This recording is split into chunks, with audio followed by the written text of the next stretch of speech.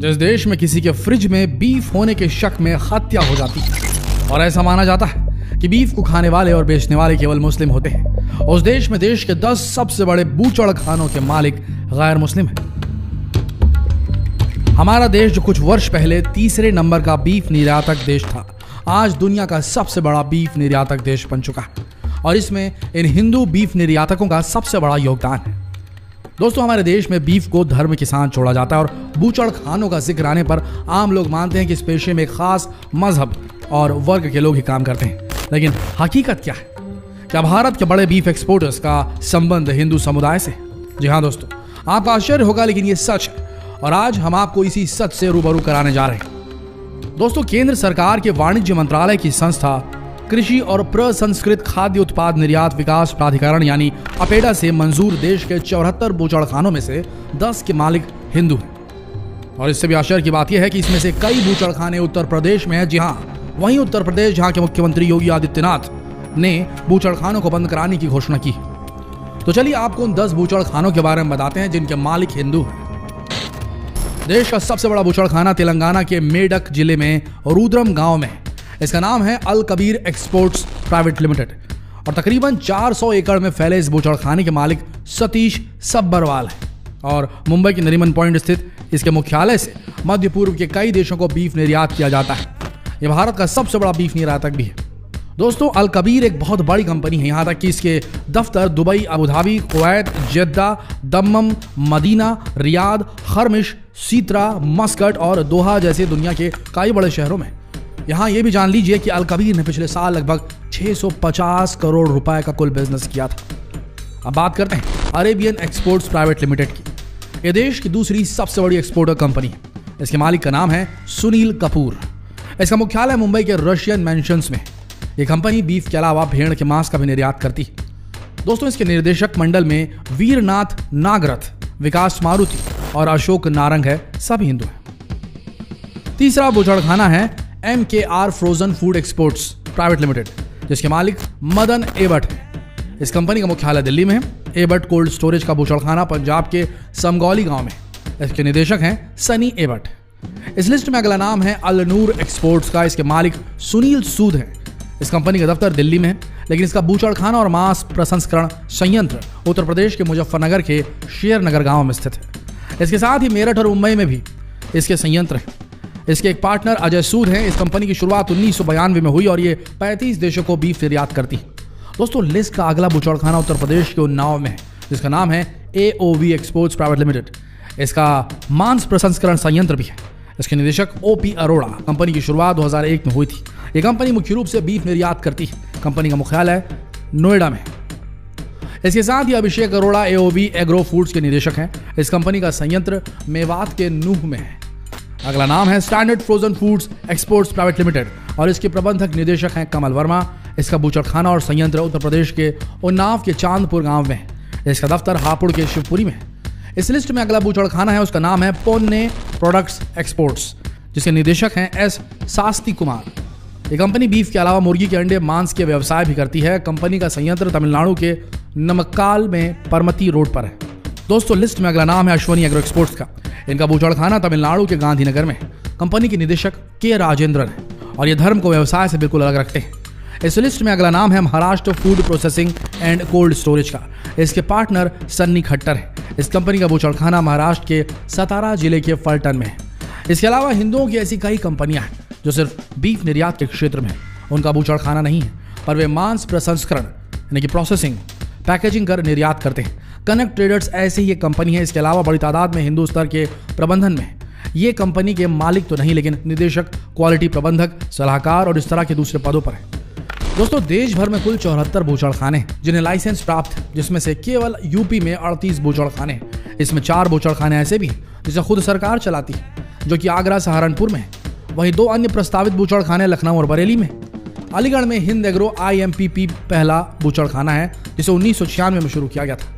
APEDA के आंकड़ों के अनुसार यूपी सबसे अधिक 19.1% मांस निर्यात करता है, जबकि आंध्र प्रदेश 15.2%, पश्चिम बंगाल 10.9% मांस निर्यात करता है। दोस्तों, ये तो वो आंकड़े जो कि वैध कारोबार से जुड़े हैं। अगर अवैध बूचड़खानों की बात करें तो गिनती करनी मुश्किल हो जाएगी। यहाँ यूपी का जिक्र इसलिए ज़रूरी है क्योंकि यूपी में ही सबसे पहले बीफ बैन को लेकर कानून बनाया गया था और योगी आदित्यनाथ ने प्रदेश के सभी बूचड़खाने बंद करने की घोषणा की थी। दोस्तों, अब तो और भी कई राज्यों में बीफ को लेकर सख्त कानून बन चुके हैं, लेकिन ये कानून कहीं ना कहीं देश की मुस्लिम आबादी को टारगेट करने वाले लगते हैं, जिसका सबूत हम कई बार देख भी चुके हैं जब किसी भी मुस्लिम को केवल बीफ रखने के शक के चलते मार दिया जाता है।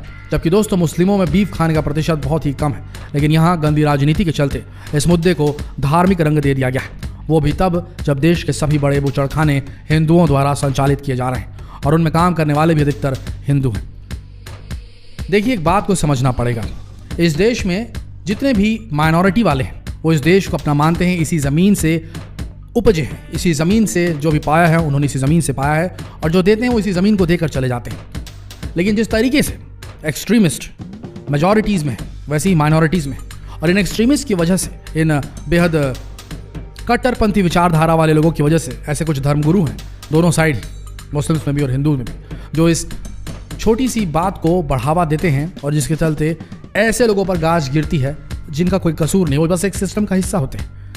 भारत का मुस्लिम, जितने भी हमारे मुस्लिम सब्सक्राइबर इस चैनल के होंगे वो जरूर देख रहे होंगे, सुन रहे होंगे। भारत का मुस्लिम, हम आपसे सवाल पूछना चाहते हैं, क्या भारत का मुस्लिम किसी भी तरीके से उस जानवर की जान लेना चाहेगा, उसे खाना चाहेगा जो इस देश में बैन है, या जिस देश में जिस जानवर को पूजा जाता है? अगर आप ये सवाल पूछेंगे तो कोई मुसलमान खड़े होकर ये नहीं बोलेगा कि हम नहीं, मैं तो बैन के बावजूद ही खाऊंगा। ऐसे बहुत कम लोग होंगे एक्सट्रीमिस्ट प्रजाति के, कट्टरपंथी विचारधारा के, जो ऐसा कहेंगे कि हम खाना चाहेंगे। लेकिन 99.99% ऐसे लोग होंगे जो गाय खाने से सीधा मना कर देंगे, उन्हें बिल्कुल भी पसंद नहीं कि ऐसा हो, क्योंकि यहाँ मुस्लिम हिंदुओं का दोस्त है, हिंदू मुस्लिम के दोस्त हैं, वो नहीं चाहेंगे कि अपने दोस्तों की भावनाओं का आहत करें। ये बहुत पुरानी तहजीब चली आ रही, गंगा जमुनी तहजीब कहा जाता था इसे। लेकिन अब चंद लोगों को देखा देखी पूरे समाज को टारगेट किया जा रहा है, जिससे दोनों ओर द्वेष फैल रहा है। इसे रोकने की जरूरत है, इस बात को समझने की जरूरत है कि मीडिया और ये सरकारें जो भी आती हैं आपके वोट को खरीदने के लिए, आपके वोट को जीतने के लिए, आपके वोट को हथियाने के लिए मीडिया का प्रयोग करती हैं और इस किस्म की वारदातें कराती हैं। आप जरा सोच के देखिए, जिस देश में इतने सारे हिंदू जुड़े हुए हैं इस पूरे कारोबार से, उस देश में मुस्लिमों को क्यों मारा जा रहा है इस चीज़ को करने से? और अगर मारा जा रहा है तो उनकी गलती है, अगर वो ऐसा कर रहे हैं तो गलत है, अगर बैन चीज़ को वो कर रहे हैं इस्तेमाल तो गलत है, वो नहीं होना चाहिए, बिल्कुल उनके ऊपर कार्रवाई होनी चाहिए। लेकिन जिस तरीके से एकदम हवा बना दिया जाता है और सिर्फ आरोप पर, अफवाह पर कि सामने वाला कुछ गाय ले जा रहा है या बीफ ले जा रहा है, उसके चलते उसे मार दिया जाता है, बेहद गलत है। ये सब हो इसलिए रहा है क्योंकि इस तरीके के मुद्दे को उठाया जाता है टेलीविजन चैनल्स के माध्यम से, बड़े बड़े नेताओं के माध्यम से, और उसके बाद इसका असर समाज में दिखता है। और उनको तो चाहिए ही डिवाइड एंड रूल पॉलिसी। जो भी लोग समाज में दरार पैदा कर रहे हैं वो ये बात अच्छी तरीके से जानते हैं कि डिवाइड और रूल करने से अंग्रेजों ने कैसे राज किया था, ये भी डिवाइड एंड रूल ही हो रहा है, यकीन मानिए। क्योंकि अगर आप कहेंगे कि इस देश से 25% आबादी को सीधा उखाड़ करके फेंक दीजिए, जला दीजिए, मार दीजिए, काट दीजिए, वो संभव नहीं है, आप नहीं कर सकते। पूरी तरीके से इस आबादी को नहीं खत्म किया जा सकता है, गलत बात है, इसके साथ मिलकर ही रहना पड़ेगा। और इन्हें ब्रीदिंग स्पेस भी मिलनी चाहिए, इनका दमन नहीं होना चाहिए। याद रखिए, अगर आपके देश में 100% लोग हैं जो पूरी जनता, पूरी पॉपुलेशन को बनाते हैं, जनसंख्या को बनाते हैं, अगर उसका 25% काम करना बंद कर दे तो कितना आर्थिक नुकसान होगा देश को, सोचिए जरा। क्या आप चाहेंगे ऐसा हो?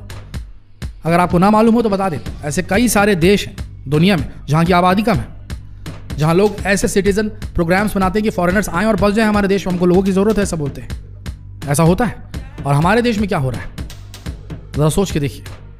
Man power is a very huge power, यह समझना पड़ेगा हम सबको। अगर हम इस बात को नहीं समझ पा रहे हैं, टुकड़ों में बढ़ जा रहे हैं, हिंदू, मुस्लिम, सिख, ईसाई, किसान, बीफ खाने वाले, ये इस तरीके से अगर हम बांटेंगे समाज को तो ये भारत बन नहीं पाएगा। शायद आप हमारी कही बात को समझ चुके होंगे। और यहाँ 10 बूचड़खानों के मालिक कौन है बताने के पीछे भी यही मुद्दा था कि देखिए ये धंधा कौन चला रहा है और टारगेट कौन हो रहे हैं और किस तरीके से हो रहे हैं और किस तरीके से इस मुद्दे को उठाकर कौन लोग फ़ायदा उठा रहे हैं। कृपया समझ जाइए, नहीं तो आने वाला समय और भी खतरनाक और घुप अंधेरे में चला जाएगा। आप सबसे निवेदन है कि इस वीडियो को जितना हो सके शेयर करें, फेसबुक पर, व्हाट्सएप पर, यूट्यूब पर, ताकि लोगों की आंखों पर बंधी पट्टी खुल जाए। धन्यवाद।